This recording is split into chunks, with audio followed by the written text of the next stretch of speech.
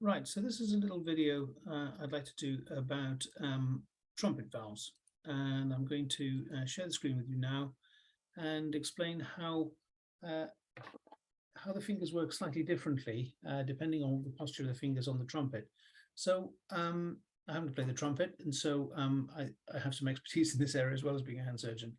So this is a drawing I did of the hand, and essentially you can see that there are two ways of operating the valves. One is with your finger on a sort of fingertip position, and the other one is where we hold the fingers over the middle phalanx area, with the fingers rather straighter. And the general teaching is that you should use the fingertips here. This is a good classical position to use it, but a lot of people slip into using the fingers in this position, usually when playing less demanding passages. So for the precise, quicker work, we tend to have our hand in this position, and in the slower passages, we tend to have a more relaxed position of the fingers, which is like this. And what I've drawn here is the flexor mechanism and the extensor mechanism of the finger.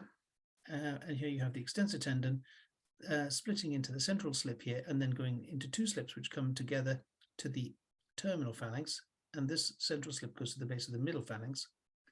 And these two tendons to the index finger split down here, and they're held in place by this thing called a sagittal band. There's one of those on either side. And then there are little intrinsic muscles, like this one here. This is the first dorsal interosseous muscle, which pulls the finger to the side, moves the finger sideways like this. And that also has the role, as you can see from here, that if that tightens up, not only does it move the finger to the side, and if the one on the opposite side does the same thing, the finger doesn't move from side to side. So when both of those are acting, what tends to happen is that this joint here extends, this joint here extends, and this joint here flexes. So it pulls it into this position. So when this is contracting, this is the position it's in with these two straight. So this is what's called the intrinsic plus position, because the intrinsics, these little muscles in the hand that we call the intrinsics, these ones here are contracting. That's what that's position, and this is really an intrinsic minus position.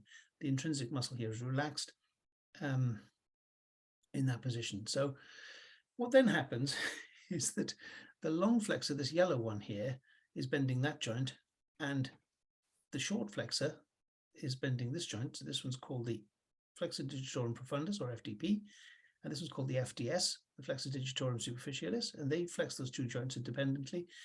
And then once the tone of those has been set, and the tone of this one has been set with this in extended position, it is this muscle that flexes that joint, so that when we're doing that action, it's really the intrinsic that's working, and the other two are basically keeping their tone constant in the forearm, or possibly the flexor tendon and the extensor tendon will be just tweaking a little bit.